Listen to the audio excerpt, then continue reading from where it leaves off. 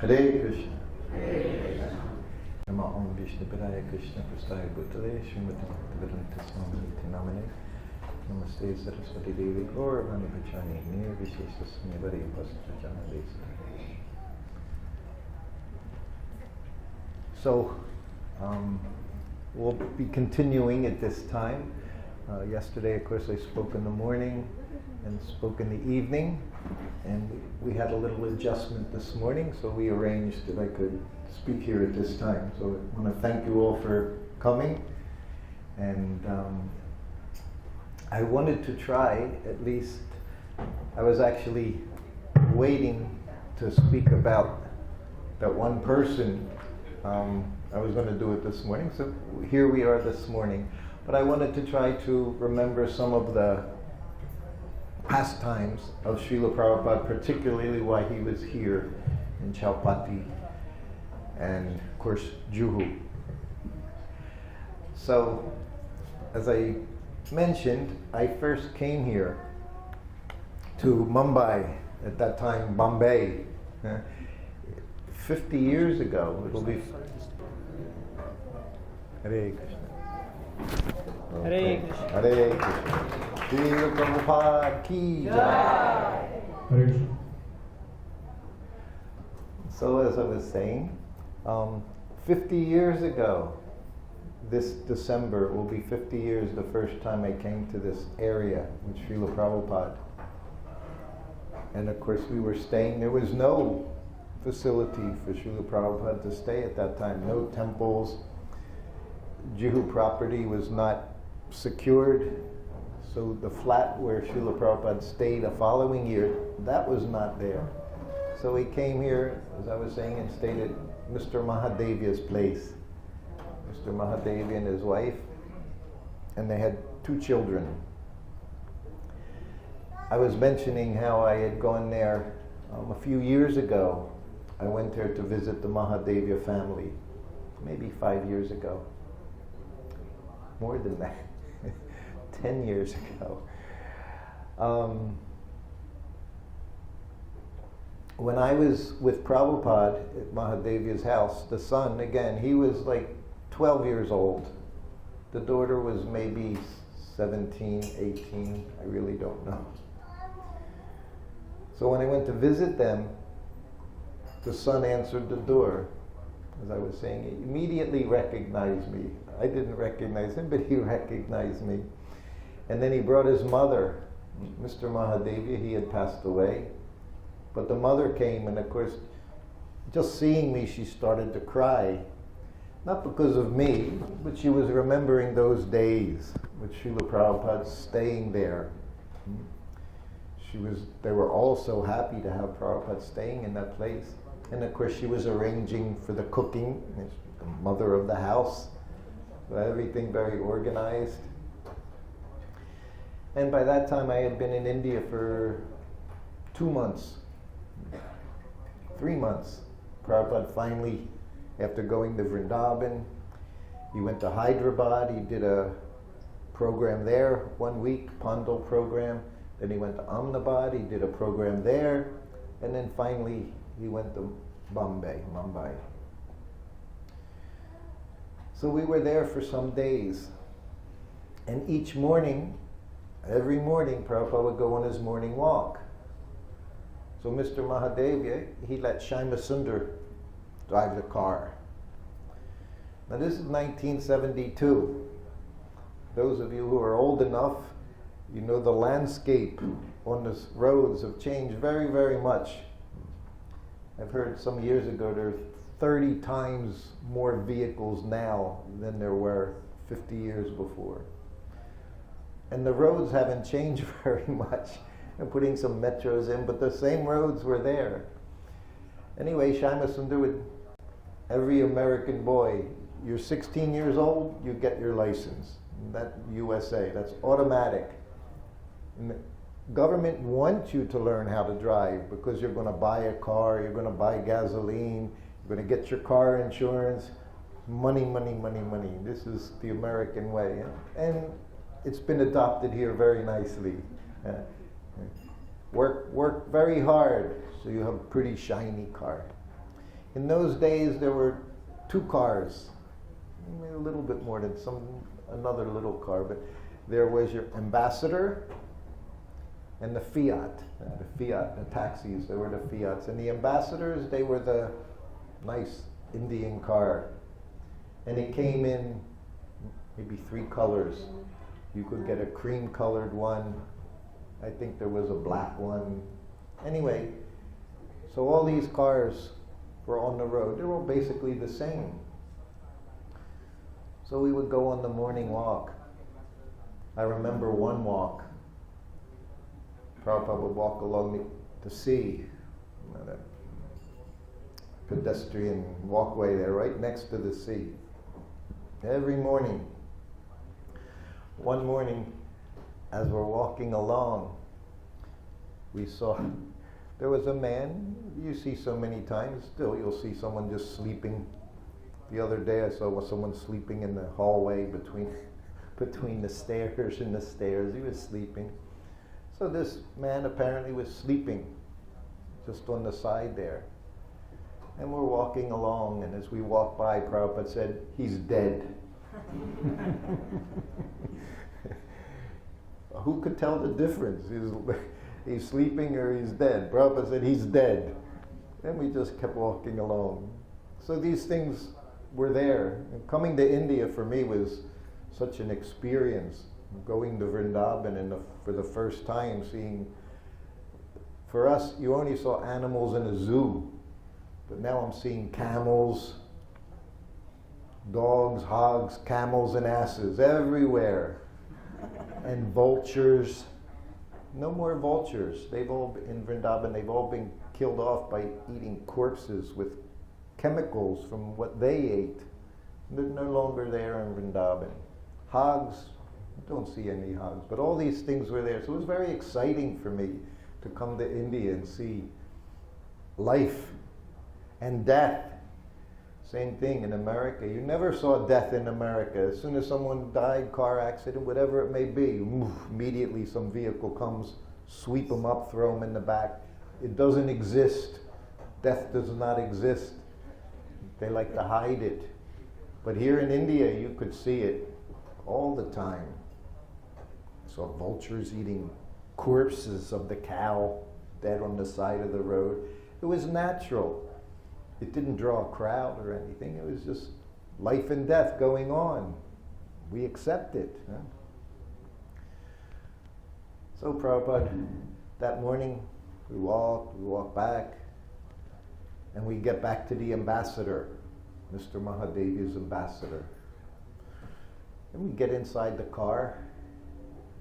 Shyama Sundar, he couldn't start the car. Prabhupada and I were in the back seat. Shyama Sundar's in the front seat. And it's not working. Oh, okay. So he tried for a few minutes, and being Prabhupada's secretary, you have to act fast. The car's not starting. What are we going to do?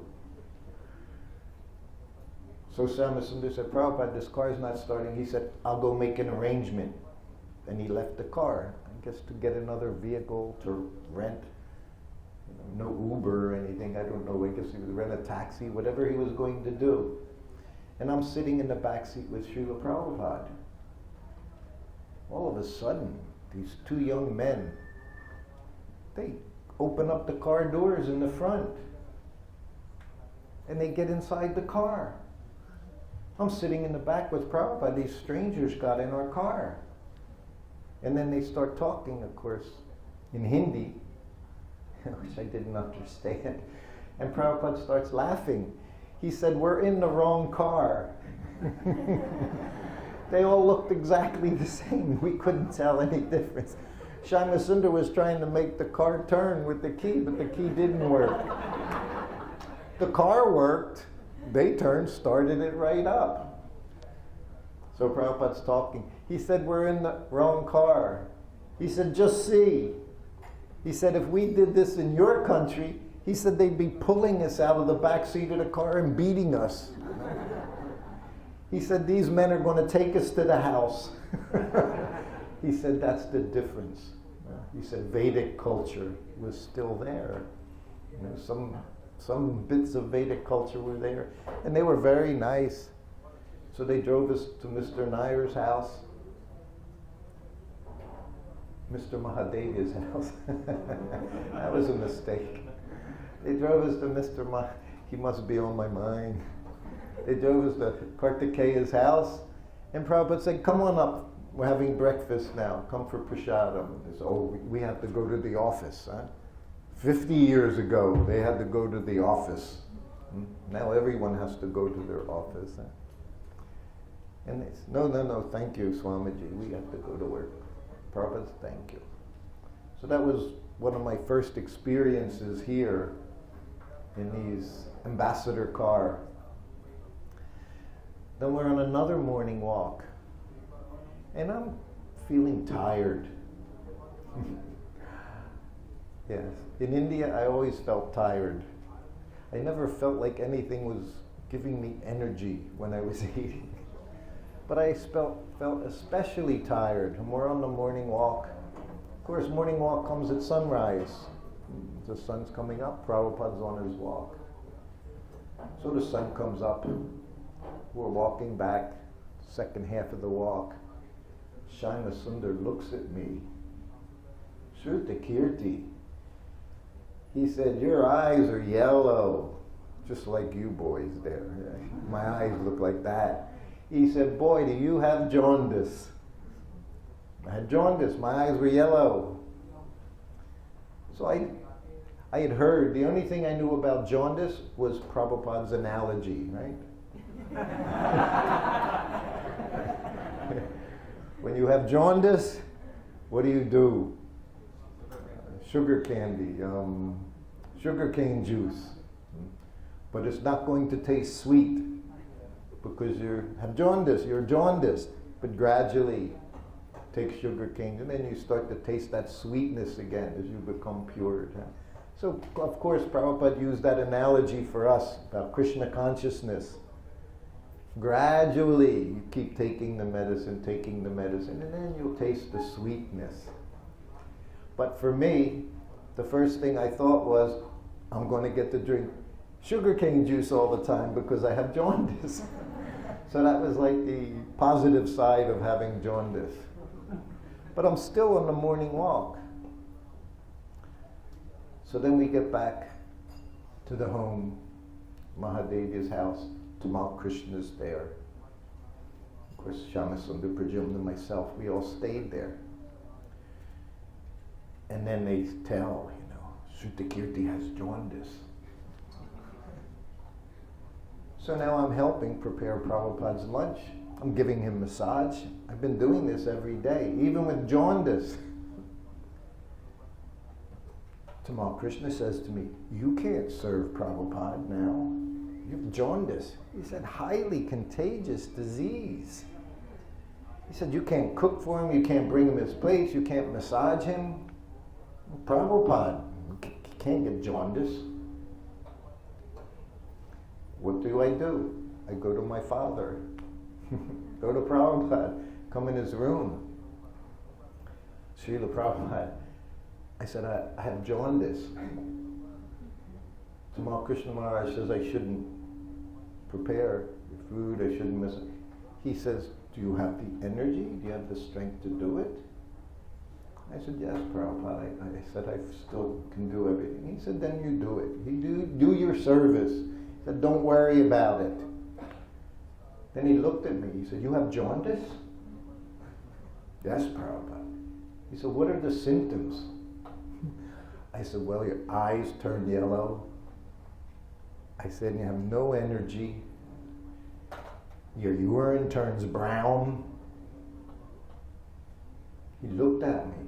He said, "Perhaps I have jaundice." This was Prabhupada. That was December 1972. 2 years later, and my memory's not a very good memory for some things, for so many things. So 2 years go by. We're in Vrindavan. Brahmananda has jaundice. And the other part of having jaundice was you could only eat steamed vegetables. Brahmananda, he had a plate that high, steamed vegetables. When something doesn't have taste, you eat more to satisfy. Of course, he could eat a lot, Brahmananda. He was a good prasadam taker. So that was news. See, when we were, these things are all news items, like ISKCON news. This person has jaundice, this person dysentery, this person this. So of course immediately I go into Prabhupada's room. Prabhupada looks, yes. I said, Prabhupada, Brahmananda has jaundice. Prabhupada looks at me. What are the symptoms? I said, your eyes turn yellow. There's no energy. I said, your urine is brown. Prabhupada looked at me. Perhaps I have jaundice. Never mind. Prabhupada was never concerned about catching some disease from anyone. Pure devotee. Whatever Krishna does, that's okay. Prabhupada never showed any symptoms of jaundice, but he would say that.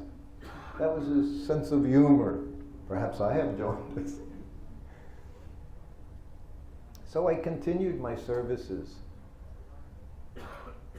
Kartikeya's wife, she was of course cooking, arranging the cooking, everything for all of us. She said to me one day, when I went and visited them, she was so happy just to see people that were with her and Prabhupada so many years ago. She said, yes, she said, and when you were sick, she said, Prabhupada told me, you don't give Srutakrti too many japatis, just three japatis, because he was concerned it would be difficult to digest. So I was very happy to hear that. They had an elevator. Literally 2 people could cram into this elevator. Would go up to the 2nd floor where Prabhupada was staying. Is there a way to cut that sound, feedback? So one of my first days, and this was a very slow elevator, but it worked. So one of my very first days, and now I'm Prabhupada's servant, personal servant. My instructions were you're always next to him. He rings the bell, you answer it. Not the secretary, no one else. You answer. That's your service. When he's sitting in the car, I was told you sit next to him. On the airplane, you sit next to him. These were my only instructions when I became his servant. Sit next to him, and I'm thinking, very nice. So during those 3 months, that was always my situation. On the morning walk, I'm right next to him. I'm holding the microphone to record his transcendental sounds. Whenever he spoke, turn the recorder on. So now it's one of the first days we're going out on the morning walk.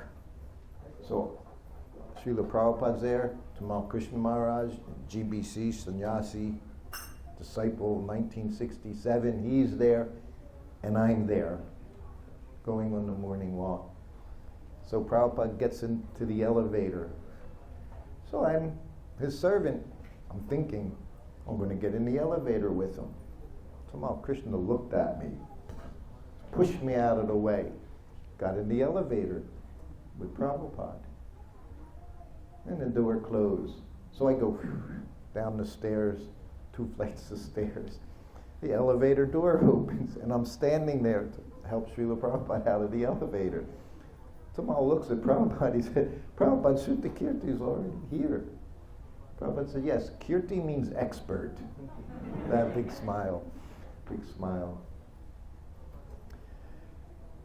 One of the very first massages, Prabhupada liked the lifestyle here, this Mumbai, Juhu.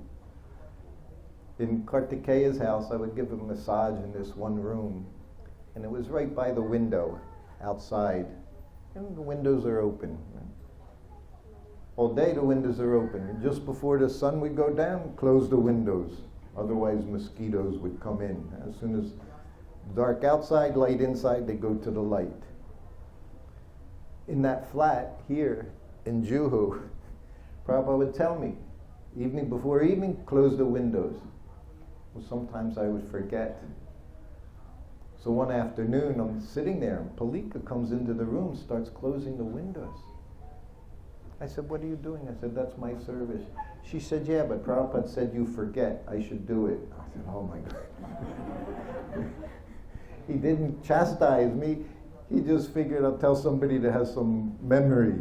Srutakrti, he's not remembering for some reason. That was after that, I closing the windows every day.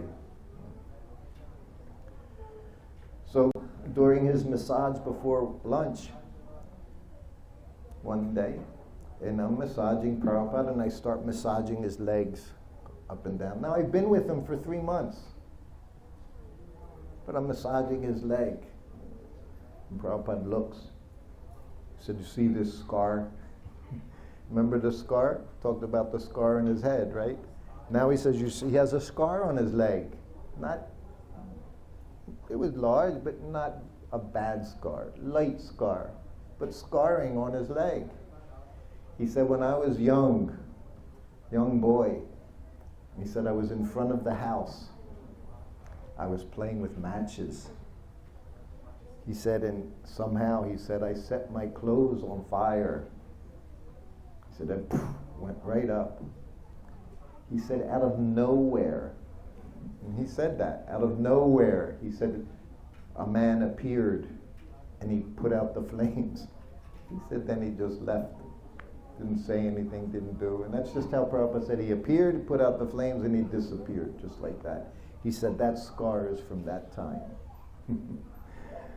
Prabhupada must have given his mother much anxiety at different times. He said, when I was young, he said, I can remember coming up to the knees. Mahatma Gandhi was there for something. He was always young. He said, I was young.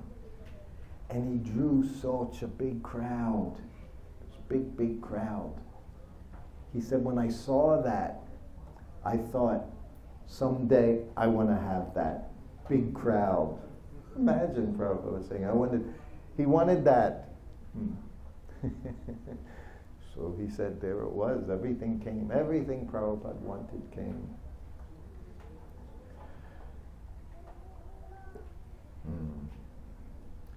Here in Juhu, so many wonderful activities. And you never knew what Prabhupada might do, what he might say. He's coming down from the stairs.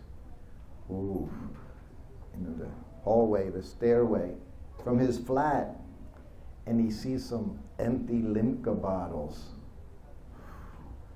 That was very bad, very bad. He said, what is this? Moochie. Drank from empty bottles. Somebody's mouth was on it. But I said, what is this doing here? Immediately, see everything. Prabhupada would notice everything that was going on. In New Dwarka, Prabhupada would go up one flight of stairs to his flat, his apartment, his room in New Dwarka. Very nice place. Lots of sunlight coming in the windows, cool weather. So, but to get to his place from the temple room, he would go along a few hallways, then he'd go up the stairs. So the one day, he's walking, and he sees a bead bag hanging on a doorbell, on a doorknob. He sees a bead bag hanging there. As he's walking up the stairs, he turns to me. Who has left their bead bag crying on the door? I told you, everything is personal.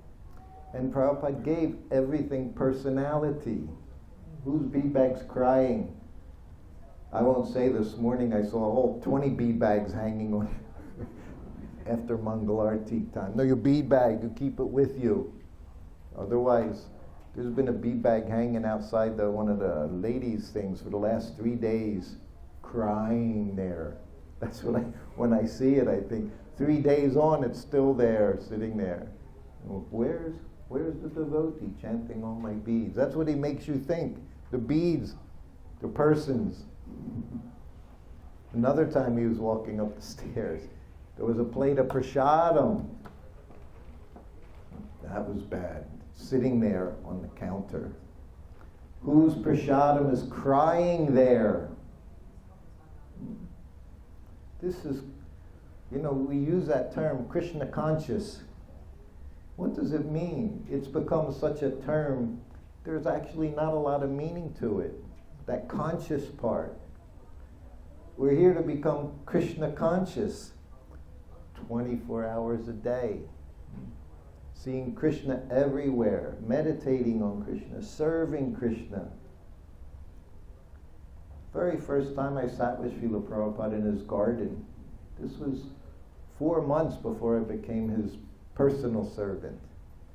And myself and 4 others are sitting in the garden with Srila Prabhupada. I told you I would read Krishna book to him. That was my service. As soon as I walked in, somebody said, "You're the new Krishna book reader." The other one had left New Dwarka. We went there to get Brahmin initiation. So I became the new Krishna book reader.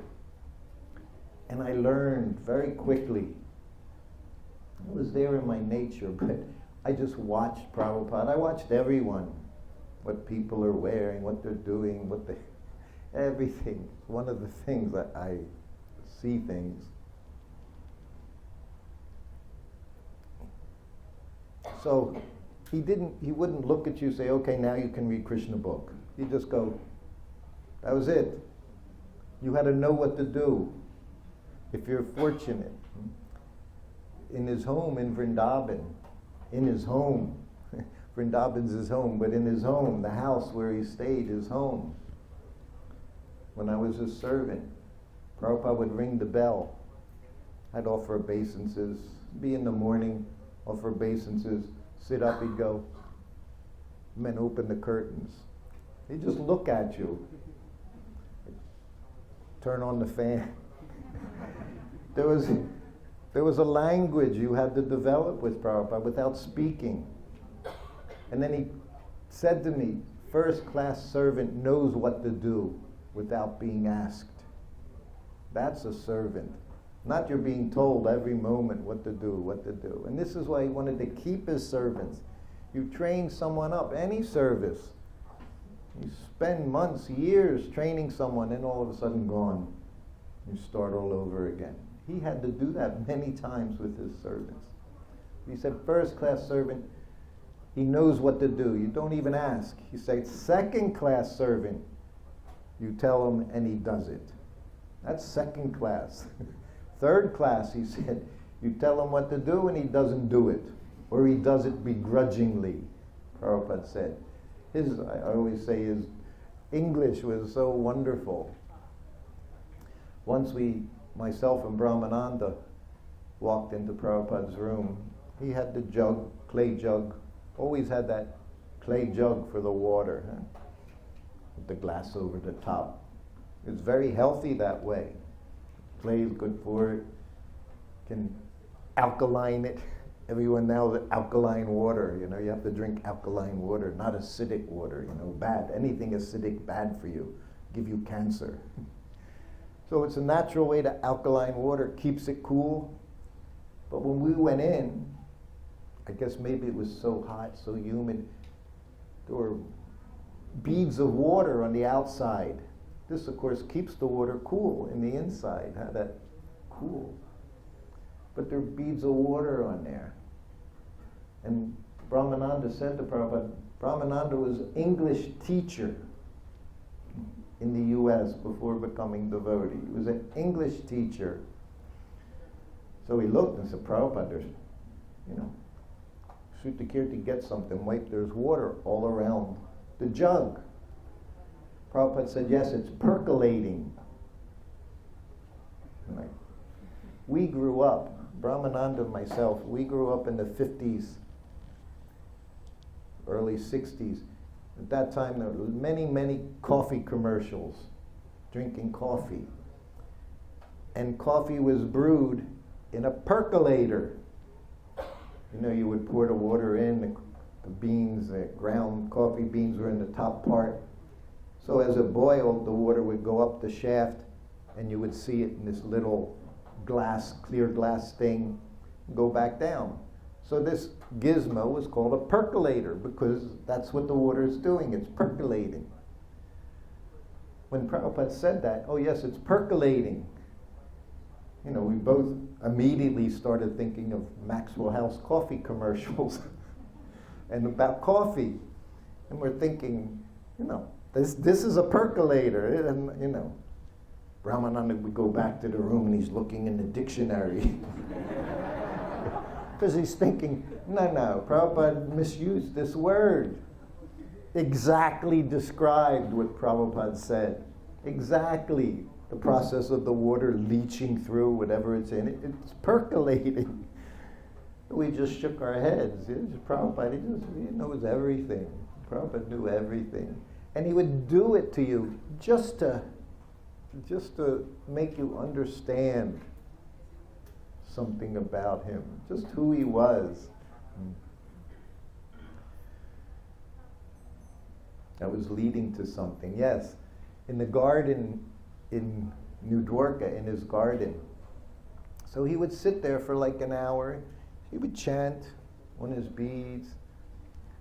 He'd look at us. He's looking at 5 or 6, 19, 20, 21-year-old boys, brahmacharis, 1 year, 2 years, like that, as brahmacharis. And the one day he's sitting, and we just watched every move. It's what we did, every move, every word. And it's just a few of us in there. And Prabhupada always sat very straight. Back was always straight. And he's chanting. And then put his chest out. Govindam Adi Purusham Tamaham Bhajami. He said, we're proud to be servants of Krishna. He said, that's our pride. Huh? Till this time, as all I ever heard was humble, humble, humble. Humility, humility. No question, devotee, no pride. But now Prabhupada completely turned it. He said, we're proud to be servants of Krishna. He said, that's our pride. He said, everyone is serving their dog, serving their family, serving their boss, serving their senses. He said, but we're servants of Krishna. Govindam Adi Purusham Tamaham Bhajami. Then he looked at me. He said, Krishna may be God. Maybe he's not God. We don't care. We just love Krishna. I just found out he was God 1 year ago, and now Prabhupada's he's saying maybe he isn't God. We don't care. We just love this beautiful boy. And this, of course, this is the highest level. This is the gopis. They don't know. Prabhupada said when Krishna came here, 2-3 people understood he was Supreme Personality. Everyone else was perplexed. How did he do that? Demigods come around. Maybe he's the demigod. So Prabhupada said that smiling. We don't care. Maybe God, maybe not. Then another time he looked up. He looked at us. What color is Krishna? I'm not his servant yet. But immediately I think, why is he asking this question? And I figured, Prabhupada always has something going on. He always has a little trick. So of course I don't say anything. Brahmacharis, Srila Prabhupada, it's described in Krishna book. We didn't have 10th canto. We had Krishna book, 1972. He said it's described in Krishna book that he's like the dark monsoon cloud, blackish like the monsoon cloud. That was the first time I saw Prabhupada. No. Prabhupada said, Krishna is blue like the sky. And then he said, the sky is blue because it's reflecting Krishna's bodily effulgence. Every time you look at the sky, you should see Krishna. That's Krishna's effulgence. This is how Prabhupada taught us how to see Krishna. Not that you're thinking that you're just going to close your eyes, you're going to pop in front of you. No qualification. No, you have to begin seeing everything, everywhere, everything that happens. That's how you see Krishna. And then one day you'll see Krishna in his form, his original form. But no, they're blue like the sky. Los Angeles, the sky very, very blue. You get blue skies here. Hawaii, I saw very blue. I think Krishna's bodily effulgence. When I would massage him at night in New Dwarka, we would get outside in his garden. There was it's called star jasmine, night blooming jasmine. The fragrance only comes after the sun goes down, and it's so sweet smell. This particular jasmine, such a sweet, but it comes out in the evening, 8 o'clock or so after the sun's all down. It darkens, and then in the morning it's all gone. So he told me, you bring me those flowers. So when I would massage him in the evening, before I would go into his bedroom for massage, I would pick sprig, like little branch with so many flowers on it. And I would massage Prabhupada. He'd be lying in the bed, I'd massage him. And he had the flowers by his nose, like that. He would be lying down. And I'm massaging his legs, massaging his feet. And you could hear him. And then he opened his eyes. He said, this is Krishna. It's not difficult to see Krishna. It's difficult for us to understand Krishna is the source of all of this. Everything is Krishna is there. So this is, Prabhupada educated us. Imagine, I'm just this young boy. He's already told me, I look at the skies, Krishna. I smell the flower, the rose, the gardenia, any flower. That's Krishna. That fragrance is coming from Krishna. In Mexico City, now I'm with Prabhupada for 2 years. But when you're with a person for a long time, you begin to understand certain things. Things that they say, how they do things, what they want.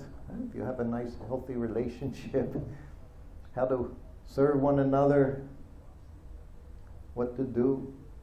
So we're on a morning walk, Mexico City, in a beautiful botanical garden. Mexico City's like mile high, a little cool, but beautiful gardens, trees, flowering plants. So Prabhupada would take his walk on the beach or in a park. We always would bring him to the beach, like here, you would go to the beach, Los Angeles, Hawaii, go to the beach. Prabhupada would walk on the sand. Otherwise, nice garden areas like that. So one morning we're walking and there's many devotees, dozen devotees, GBC sannyasis there, others are there. Prabhupada's walking along and he stops, got his cane. He points to a tree, dead, in a botanical garden. The tree was dead. Prabhupada said, why did this tree die? So immediately, everyone's thinking. When Prabhupada asked the question, most everyone wanted to be able to answer it. Because you figure if you can answer Prabhupada's question, you get some points in your bank account, your transcendental bank account. We all have that. Prabhupada said, Krishna has an accounting. He said he has an accountant. He said everything you do is recorded by the accountant. Don't think anything gets by. Nothing gets by. Why is the tree dead? So everyone wants to answer it because they want to put some money in that accounting, give to the treasurer, chief financial officer here. Let him know. I answered Prabhupada's question, get 100 points. But then others were afraid. What if I'm wrong? Then maybe you'll lose some points in your bank account. So the first one, we have our pecking order. You know what pecking order is? A pecking order, we say in the U.S., when you have chickens, the chickens peck. They have a pecking order. The cows have a pecking order. Not just anyone is in the front. Everyone knows their spot. Right? In our temple room, we have a pecking order. Person comes with the ghee lamp. Well, if you're not the eldest you try to touch that ghee lamp, pow, break your arm, No, I have to go to this person first. That's a pecking order. This person, then this person, then this person, this, and then gradually everyone gets. Huh? So the first person to respond was the sannyasi GBC. Well, Prabhupada, it became diseased. He's asking and saying at the same time. Prabhupada goes, I love that look on Prabhupada's face when he would just look at you, no, wrong. So now everyone's thinking, and I'm holding the microphone thinking, not me, not me. Prabhupada's fishing here. He's going to teach us. It means it's a teachable moment. So many teachable moments with Srila Prabhupada. Next person, Prabhupada, it died of old age. Prabhupada shakes his head. So we're going through, we have birth, right? Old age, disease, and death. So we've already covered it's dead, so is all there is. Disease, old age, everyone's thinking. And I'm thinking, now I'm curious, and I'm thinking, what does Prabhupada want to hear? I'm not thinking, looking at the tree with an answer. I'm thinking, what does he want to hear? So finally I holding him, and I said, Prabhupada, I said, the spirit soul's left.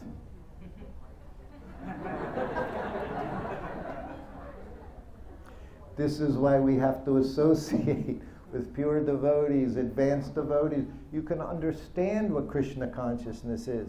You can understand how you're supposed to see things. Every day, right, what do we say? The spiritual masters open my eyes. That means you're seeing things the way he wants you to see it. But if you're just going there every day and chanting it, but you don't understand, then what's happening? This I could understand after a couple of years. Of course, I was with Prabhupada every day. So I had an advantage. Because you can read the books. Prajumna told me that as Sanskrit editor. He said there's three things. He said the books are passive. Even Prabhupada's books. That means you read it, everyone reads it. You'll all come up with a slightly different understanding of what Prabhupada's saying. Look at what goes on nowadays. Prabhupada made things very, very clear. But then someone, well, that's time, place, and circumstance.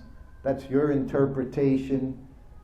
That word, that's the first word Prabhupada condemned. There is no interpretation. I was reading something yesterday. He said the devotees were down South India. Prabhupada, this is the place, they say, where Lord Nrsimhadev appeared when he killed Hiranyakashipu. Is that true? Maybe true, maybe not true. The fact is, Lord Nrsimhadev appeared and killed Hiranyakashipu. He said that's what's important.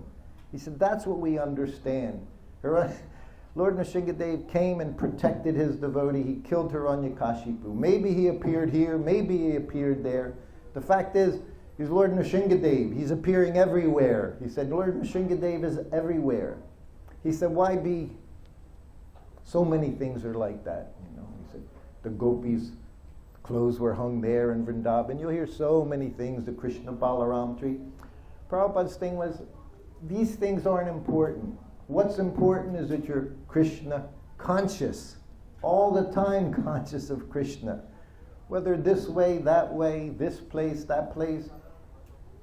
Prabhupada never said those things. Once in Vrindavan, Kartik, devotee came in. Prabhupada, because he had just heard, now we're in India, of course you hear a lot about Mahatma Gandhi, the saint Mahatma Gandhi. Srila Prabhupada, they say that when Mahatma Gandhi was shot, his last words, anyone know? Ram. Is that true? Prabhupada said, I don't know, I wasn't there. He's not a Mahatma, Gandhi, politician. Prabhupada wrote him a letter. If any of you read that letter, Prabhupada wrote to Mahatma Gandhi, now it's time for you to retire. Take the Bhagavad Gita as it is. He said you can do so much to help promote Vedic culture. Of course, no response. Prabhupada, before he left for America, he wrote many dignitaries, politicians, begging them. He had big plans. That's why I was saying the other day, Prabhupada was disgusted here. No one would help him. Not his godbrothers, not government. No one would give him any assistance to spread this culture. And that was what he was saying, spread this Vedic culture around the world. No one helped, all by himself. That was also his greatness, and it's also what Krishna wanted us to see. This one person did everything, without any help, except those that he himself got in America. These rascal Malecha people, Prabhupada would say. Huh? But he knows. He said, my Guru Maharaj, he sent you to serve, to help me fulfill his mission, to help me do my service. He sent all of you. Once the devotee said, Prabhupada, I've heard it said that we were all associates of Lord Chaitanya in a previous life. Prabhupada said, that may be, but you're definitely associates of Lord Chaitanya in this life. Don't worry about last life.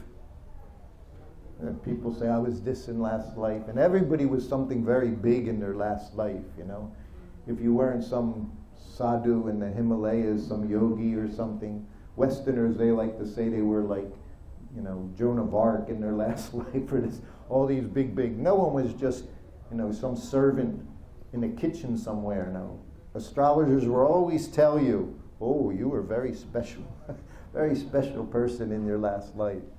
Prabhupada said, you're special in this life. You're associate of Lord Chaitanya. Morning walks were very much learning experiences. A morning walk in San Francisco, park or nearby, it was a park. San Francisco, many hills, lots of hills, small mountains. So from the morning walk, we could actually see the skyline, San Francisco skyline. Like here, you go to across the street, you see the skyline, Mirror Road, whatever else is there, the skyline, all the tall buildings. But as we were walking, there was a little playground, children's playground. Had different rides, seesaws, swings, whatever that's called, ladders. And there was a sign, nice metal, iron sign. It said, Children's Fantasy Land.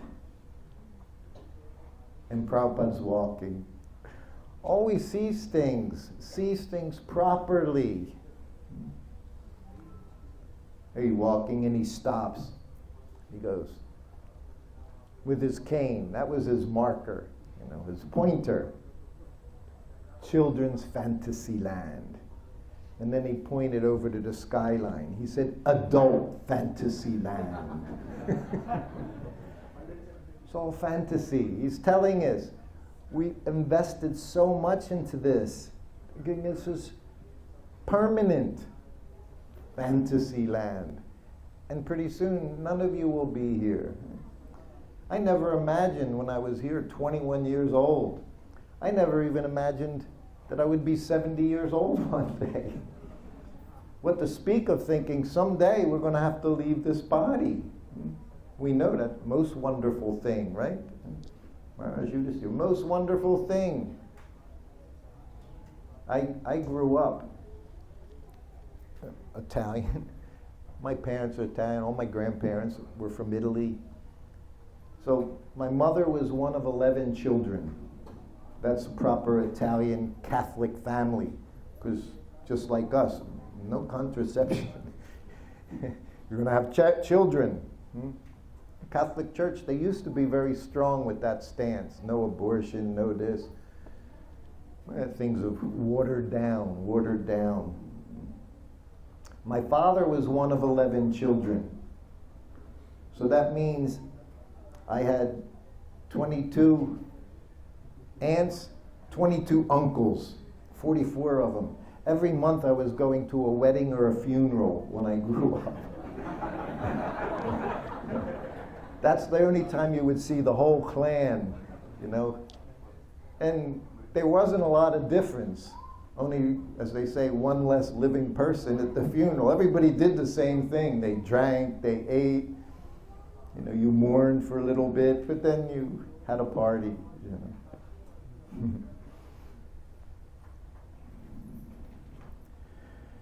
I think we should start talking about Mr. Nair. Yeah. I told you, you know, and again in America we have, in your vulgar language, they call 4-letter words, because most vulgarities happen to be 4 letters.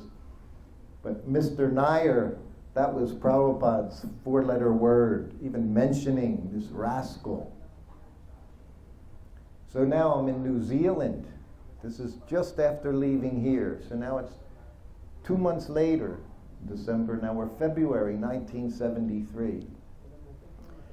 And we're in a house. The temple was a house, rented. All the devotees were moved out so that Srila Prabhupada could have the rooms and his servant, secretary, like that.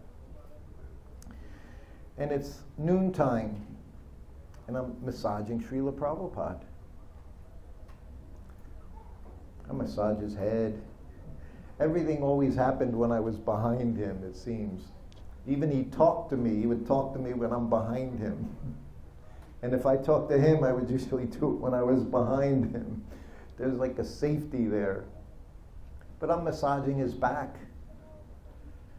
And this devotee who was president there, Srutakrti Maharaj, Prabhupada had recently given him Siddhaswarup sannyas. Srutakrti was, I believe, the very first president here in Juhu. Before there was any temple, anything, he was the so-called president. So now he's in New Zealand with Srila Prabhupada. And he comes to the doorway of the room I'm massaging Prabhupada in. He said, Prabhupada, there's a phone call for you from Bombay. Phone call. I was with Prabhupada 2.5 years. That was the only phone call between Prabhupada and the disciple that I was aware of in 2.5 years. Prabhupada didn't use the phone. We know the story when he first got the telephone. You all know that story? 1965. At midnight, you're calling me up to ask me how I am? He was amazed. He was thrilled. He paid $30. The next day, he had a telephone. He said, in India, you have to wait 2 years to get a telephone and make bribes. So he saw America. That's why India was like, you can't do anything here at that time. So he saw in America everything was so easy. But then he saw the inconvenience. I'm being called up at midnight. How are you, Swamiji? You're asking me at midnight how I am? He had it taken out. That was it. No more telephone. You can have your advancement. Later on, a year later, there was what was it called? Teletype? Yeah, I forget what I'm calling it now. Anyway, it was that. So you could buy this machine, and whoever had this machine, you could send instantaneous messages to. You know, do this little thing, and I could send a message from here to Paris.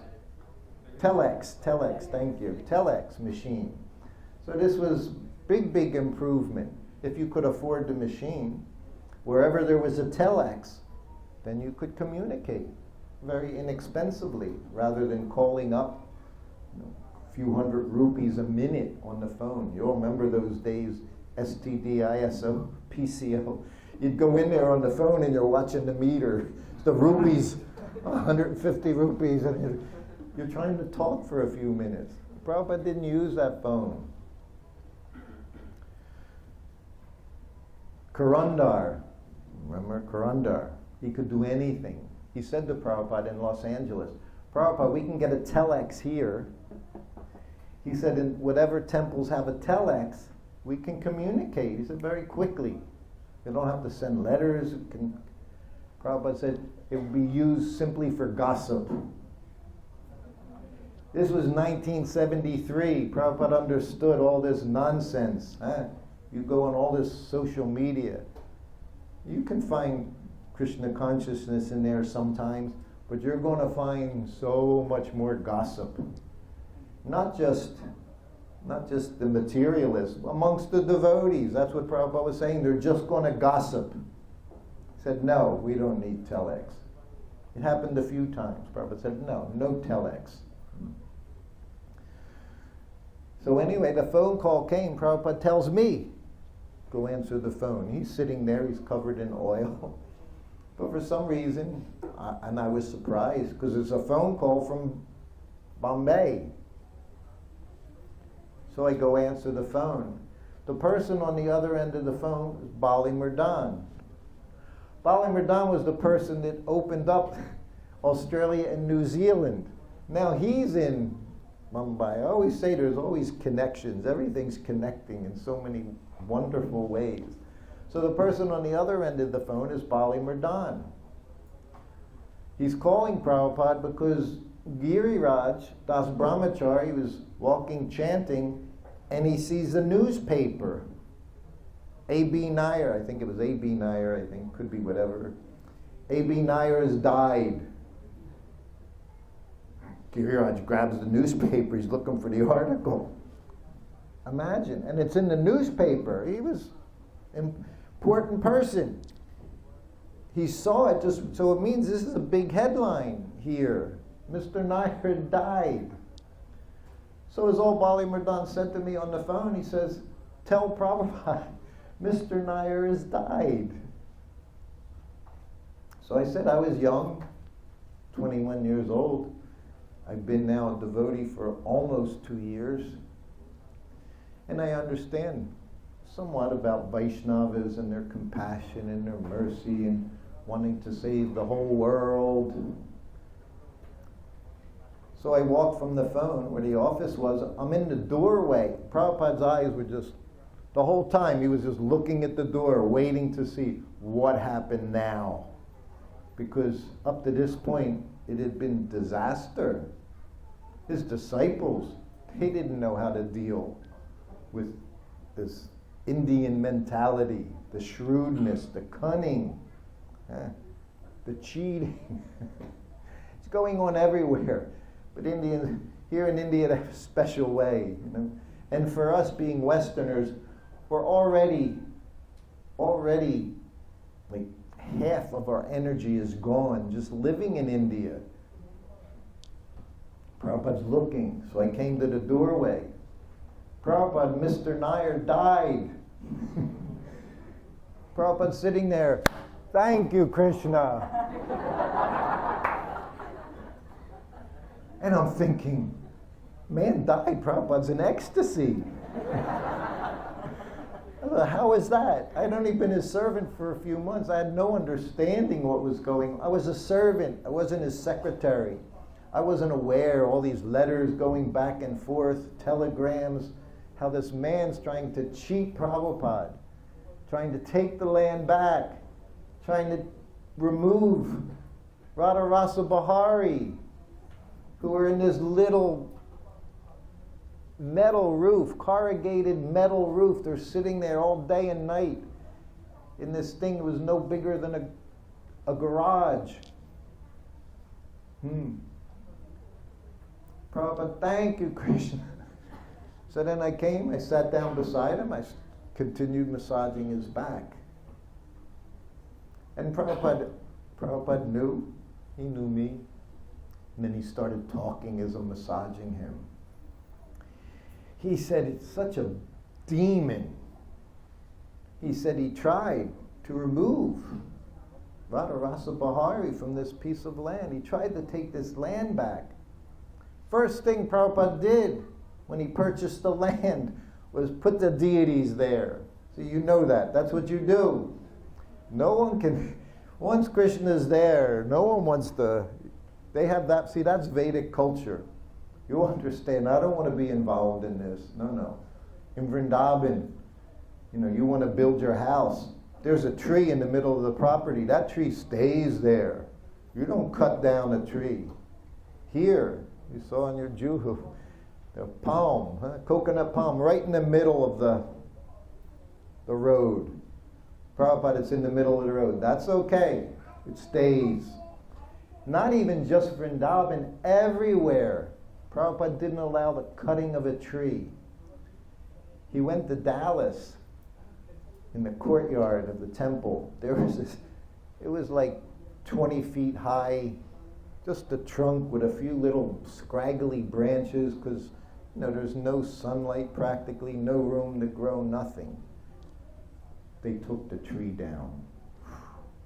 Prabhupada remembered the tree. What happened to the tree? Oh, Prabhupada, it was this, it was that. He'd just shake his head. Rascals. See, pure devotee knows spirit souls in that tree. Everyone deserves to live their entire life so they can advance to the next life. We see society now. I shudder when I see women. I have right to choose in my body. What about the little child? Already spirit souls there. Prabhupada said spirit souls in the man's sperm. And it enters, fertilizes the egg. Spirit souls there from the very beginning. You have your choice. Child has no choice. If you murder, you kill a woman, she's pregnant, you're charged with 2 murders. One for the child, one for the mother. So we recognize life is there. And yet, millions and millions every day. And everyone wonders, why are we suffering? Now fires everywhere, food shortages, they're coming more and more. I see here in India, they've already decided they're not going to ship wheat out of the country. There's so much shortage. It's been very dry. They used to export so much wheat. They've realized we can't do it right now, starting next month or something. Anyway, Prabhupada started to speak. Such a demon. He said Krishna was there. He tried to remove him from there. He said, I promise, their lordships, I will build you a very beautiful temple. You please, you stay here. I promise. So there's no question he was going to break his promise. He said, even my disciples, they didn't understand. They were ready to give it up. They were saying, we have money, let's just buy some other piece of land nearby. Why do we need this land? Too much of a fight. I said, no, such a rascal. Then he quoted Prahlad Maharaj. Even saintly person, he becomes happy when a snake or scorpion is killed. Prabhupada was speaking. He said, the last time I saw him, I was with Prabhupada. Last time he saw him while he was here in Mumbai, just a month or so before. See, I didn't understand that this man was a demon, because he'd sit before Prabhupada and the two of them would have a conversation, just like anyone else was having a conversation. I didn't realize Prabhupada would talk, he would talk, Prabhupada would talk. There was no yelling or screaming or nothing. But Prabhupada said, last time I saw him, he was limping. And I thought, Krishna's going to kill him. He said, and Krishna has killed him. He said he was strong, robust man. He said, but I saw him limping. His leg, something was wrong, and I thought, he's going to die. Demon. So now I said, Prabhupada, I said, if he was a demon and Krishna killed him, I said, is he going to achieve liberation? Prabhupada said, no. He said he wasn't killed directly by Krishna. He said that's only Krishna kills you directly. He said he was not such a big demon.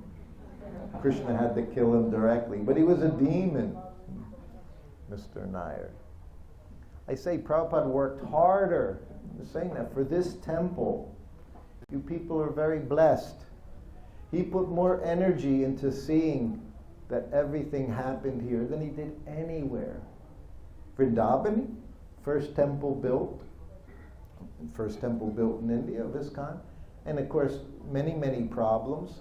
And Prabhupada managed so many things, so many details of that temple. But that was not like the anxiety of this property being stolen back by Mr. Nair. He was determined. And he had to do it himself. He was coming back here. He spent so much time here because his disciples were not qualified. Prabhupada was expert. Everything, he was expert. Prabhupada said, when someone is cunning, you have to be more cunning.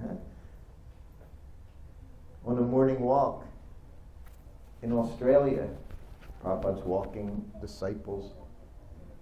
So Prabhupada said, the devotee, he's simple or crooked. And we're walking. And devotees are thinking, oh, look at the list. Look at Nectar of Devotion. Bhakti Rasamrita Sindhu, qualities of a devotee. Of course a devotee is simple. So finally when Prabhupada devotee is simple, Prabhupada shakes his head. No, he said, he's crooked.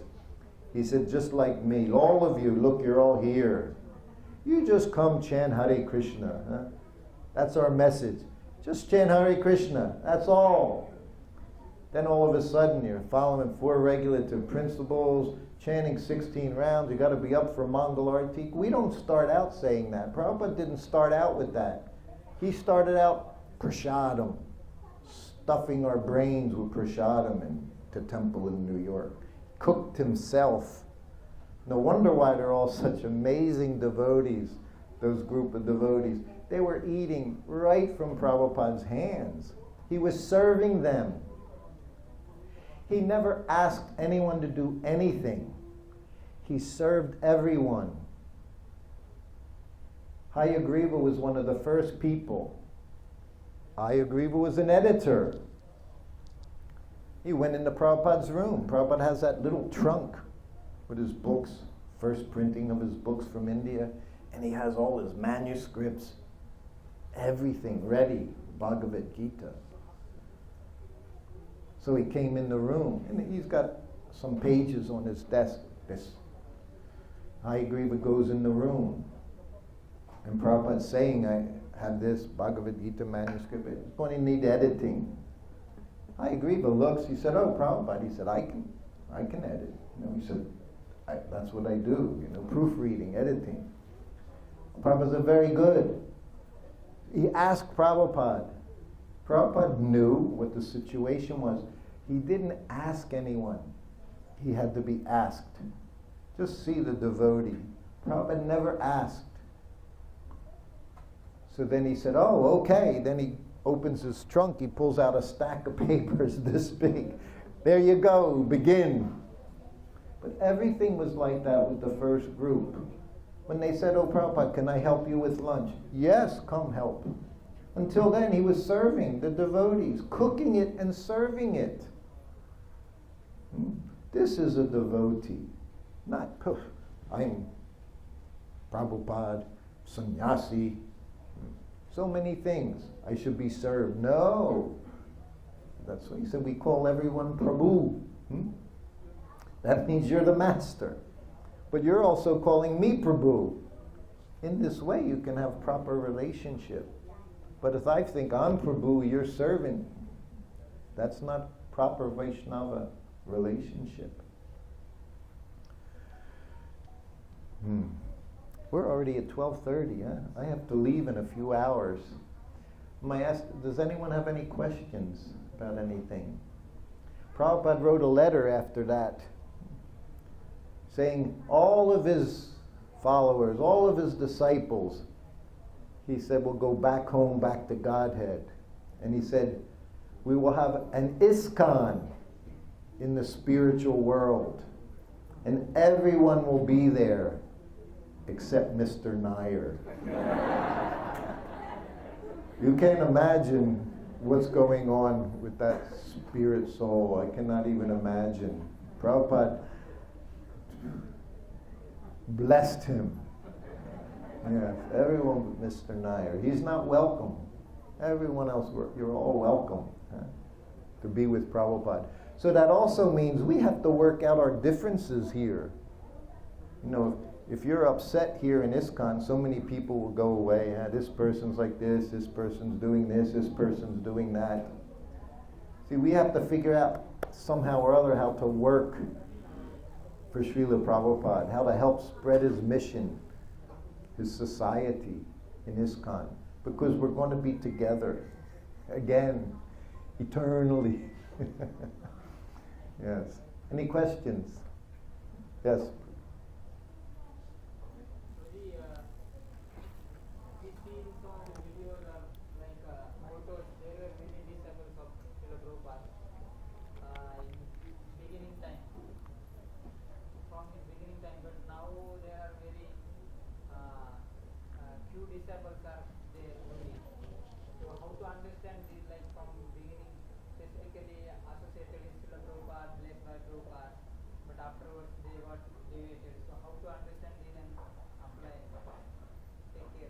Did you? Many devotees joined ISKCON, Prabhupada disciples, but later on they left the movement. They left, yes. How to understand it, how to be careful. How to understand Krishna consciousness is not easy thing. Back in those days, 73, Prabhupada was always saying to boil the milk. Not to have so many wishy-washy followers, strong devotees that don't go away. Of course, Prabhupada said, don't be surprised who goes, be surprised who stays. You know, this is a material world, this is Maya, Devi's domain. And if you're already in Maya, you're not going to feel her attacks because you're already there.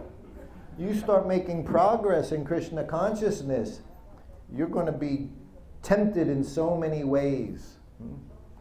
And the more you advance, the more these different so-called obstacles or different things will be there to try to take you away. That's her service. Only the most sincere can be able to somehow or other stay. And Prabhupada said, once devotee said, Prabhupada, you're always Krishna conscious. No Maya. He said, because I'm always praying that I don't fall into Maya. He was saying that. I pray constantly that I don't fall into Maya. See, this is how devotee thinks. Not that, everything's... No. This chanting, we're constantly praying to Krishna. We know the names themselves. Everything's there. Hare, Krishna, Rama. But he gave it a definition. My dear Lord Krishna, please engage me in your devotional service. You're not going to see in a word-to-word translation, you're not going to find those words anywhere. But that's how Prabhupada translated it for us when we're chanting. And that's so hard to even understand. I used to go to the Ukraine festivals. I first went to one 20 years ago. 21 years ago. 800 devotees. 10 years later, it was 10,000 devotees there. And all Prabhupada's disciples, they bring all these people to give the different seminars. 4 different seminars, 3 times a day. 12 different seminars. Mostly all sannyasis, and then maybe me, Dinabandhu, a few grahastas are there. So in the morning, everyone's chanting japa. And we were all up on a platform for some reason, and thousands of devotees, just like this, all chanting. But we're up on the stage. And there's Mataji there. They have bottled water for us, for the Prabhupada disciples to drink. So she's Mataji. These are all sannyasis, for the most part, all Prabhupada disciples. So she gives it to this one young Ukrainian devotee. He's chanting japa. Prabhu, you please distribute these water to the devotees. He's going, I'm chanting. That was his response. He just showed her. Didn't say just showed her the bead bag. I'm chanting. This is my japa time. So I see many things going on. So I saw what was happening. So I went up to her. I said, you can serve the devotees. No one's going to. So she served all the devotees their little bottles of water. She wanted to do service. He's chanting, praying for service. Or is he? We have to understand. We're begging for service and someone says, Prabhu, you do this. Boom. Someone asked me to give a class. Like now I'll get requests, Zoom classes, and I'm thinking, I can't say no. What does it mean if you say no? And what's Krishna thinking? I won't ask you anymore. You're really not that interested. I learned this. You don't say no. Somebody offers you service. Yesterday I was going to give class in the temple room, right? 8 o'clock this morning. Then I was told, no, you're not giving class in the temple room, 8 o'clock, there's Devakinanda, Prabhu's giving class. I said, okay. Then Prabhu comes up to me, you give class 11 o'clock here? I said, okay. First I went, I'm going to leave. Then I thought, what am I here for? Not like I can go swimming in the ocean anymore. Nor would I want to. We were there yesterday. Thousands of people on the beach. Like 2 people in the water. I guess it must be not very nice water. Yeah. Did I tell you about me swimming in the ocean here? No? When I was with Prabhupada? So Palika's cooking for Prabhupada every day. So I give him massage. So these were one of the rare times I actually had like an hour of free time. He's being served lunch by his disciple, Palika Devi. And then he's going to take rest. Got dressed, tilak, gayatri, prashadam, rest. 1 hour. So I was like, talk to my godbrothers. Nitai was Sanskrit editor, and Paramahamsa, my very good friend, was Prabhupada's secretary, sannyasi, younger than me. I was 23 at the time. He was like 21. Youngest sannyasi Prabhupada made. So I said, let's go to the ocean, go swimming. It's hot like anything.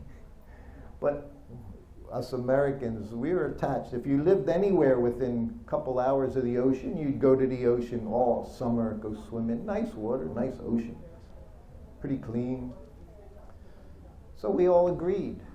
So every day when Prabhupada, as soon as he went for take his bath, we would run, all of us. We had 1 hour. And we'd put our gamsha down in the sand, and we'd go in the water, which was hot, and you had to go so far. It's like shallow water. but we try to get some pleasure, little enjoyment. That was us. Because Prabhupada, he's transcendental. You're just hearing all the time, Krishna, Krishna, Krishna. So that break was something we wanted. So we did that for some days. And then Nitai said, I have so much translating work to do, transcribing. He said, I can't do this. I don't have the time to do this. So he dropped out. Then another day or two goes by, and Paramahamsa says, I have to type the letters, Prabhupada's response to these, every day 25 letters or so coming in.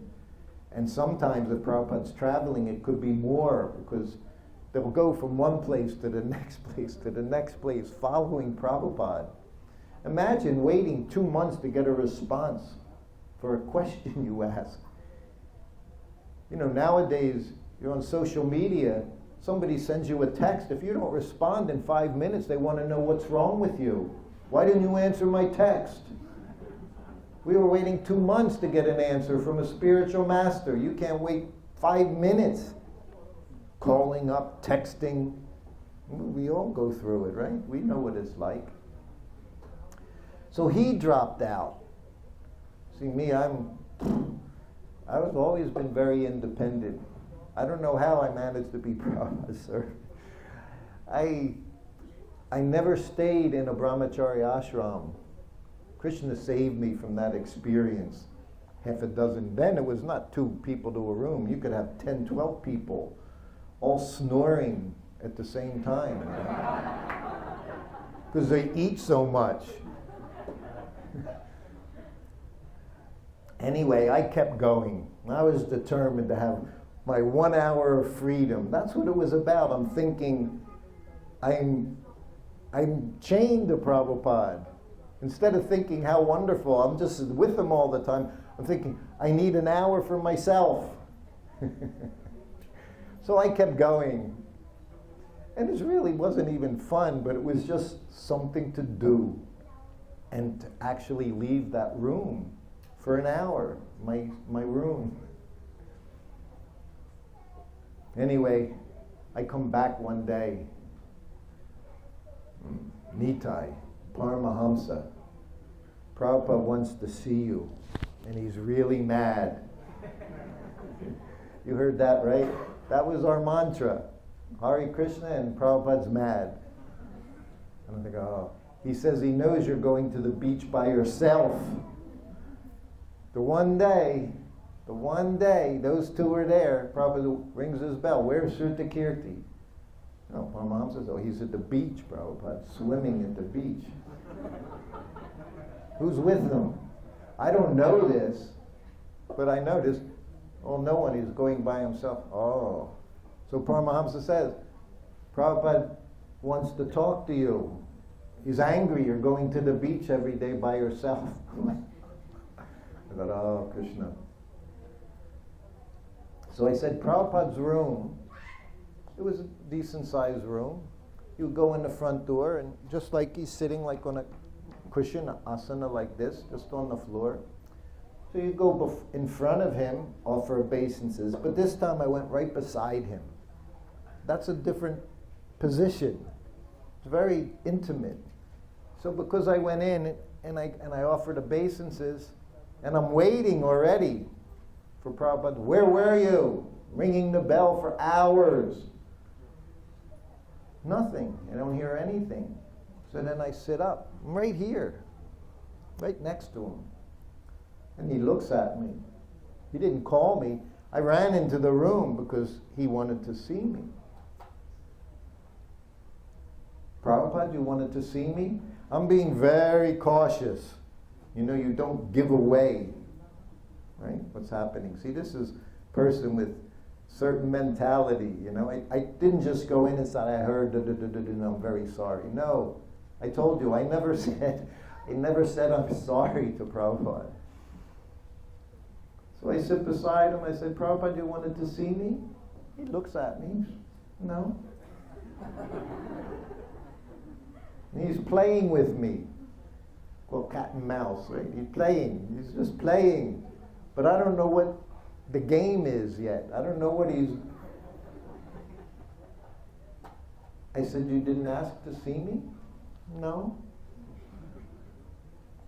He's making me say what's going on. This is what he's drawing it out of his rascal disciple. I said, so finally I had to say it. Paramahamsa said you wanted to see me because I'm going to the beach by myself and you were upset. I just... Oh, you're going to the ocean? You're swimming? I said, yes, Prabhupada. Somebody said you were upset. No? He said, swimming is a Vaishnava activity. I said, so it's okay? Yes, he said, it's okay. Fine, Prabhupada. I offered obeisances, went back to my room. I never went to the beach again. First time I went yesterday, right? I went yesterday. Yeah. Mukunda Prabhu, Mukunda Priya Prabhu. I went yesterday. We took a walk back, and that's why I saw thousands of people. And you know what? The same thing when I was on that beach 50 years ago. They're looking at me. They're looking at me, they're looking at him, because we're in Dhoti and Kurta and Tilak. When I went there 50 years ago, they were looking at me because I was a white person with Dhoti, Kurta, and Tilak. Everybody had, all the men were properly dressed, their kurtas, nice white pants or dhoti. Huh? Every woman in a sari, no question. But now they're looking at us not because I'm white. Yeah, they've seen Mumbai everywhere. They're all over the place. They're looking at me because I'm wearing a dhoti and kurta, because everyone's so fallen in this culture now, because you've completely adopted Western culture. But I said that's why so many devotees are coming, because since you've adopted that culture, now you see how miserable it is. Always wanting, buy the car, get this place, bigger house, bigger car. Working for what? So when you die, all your children, family, they can fight over what you left. Fight over your crores of rupees and buildings and so much. We have one old brahmachari in Vrindavan. So much. His family kicked him out, sent him out like a widow, this man. He managed to get a little place, 20 lakhs, got his own place and all. But they all divided up everything. Heck with you. This is the material world. Only Krishna. Everything, we need to become Krishna conscious all the time, that's all. Everything else is not important. It's going to come and go. Everything comes and goes. The only thing that remains is Krishna and the order of your spiritual master. So it's almost 1 o'clock. I think probably everyone will go take prasadam. Remember that service attitude. I tell these stories, everyone marvels about Srila Prabhupada. That's not the reason, the only reason. Reason is because we're supposed to become like that. We're supposed to want to serve everyone. We're supposed to have the compassion for everyone. We're supposed to want to serve Krishna 24 hours a day.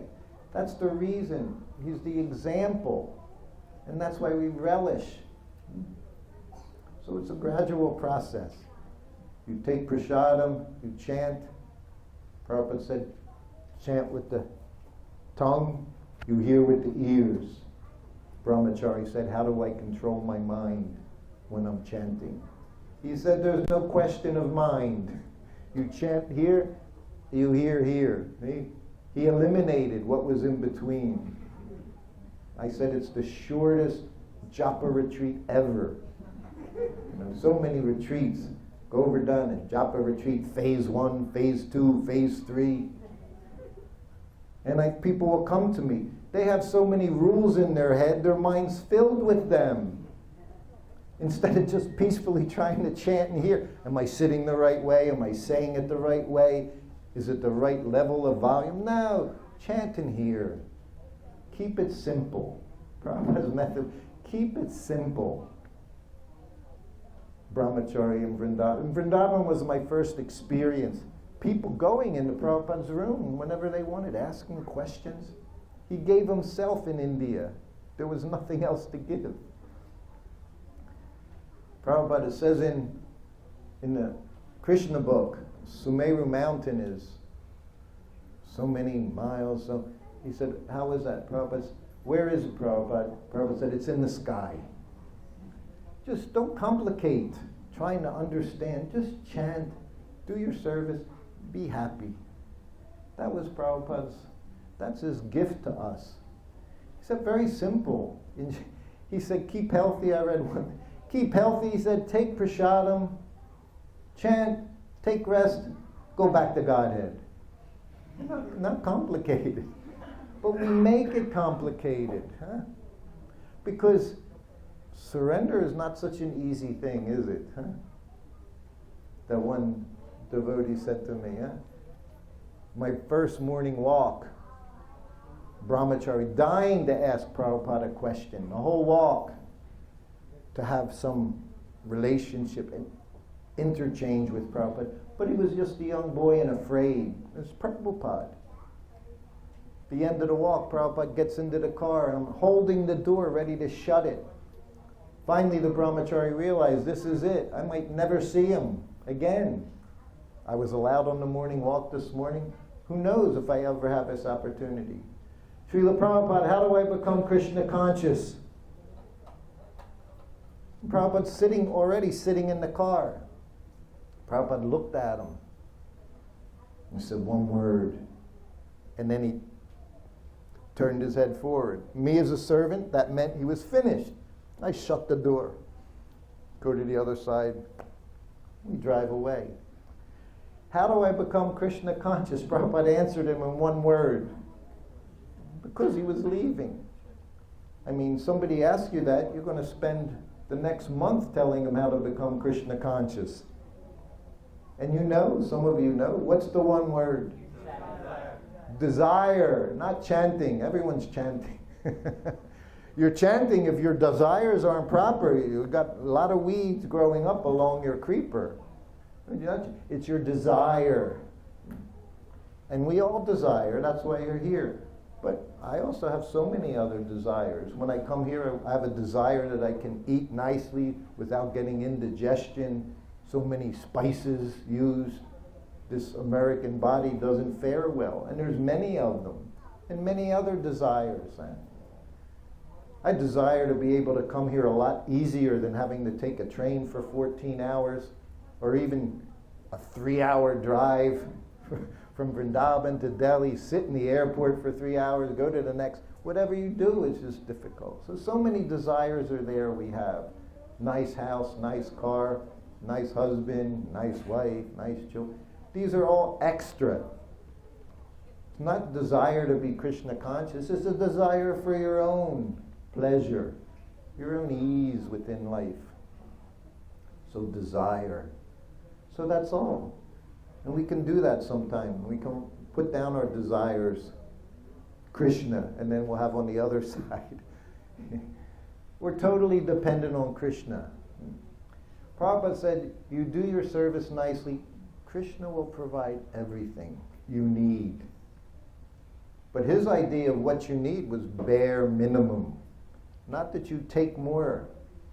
That also you are responsible for, taking more than you need. Yes. All right.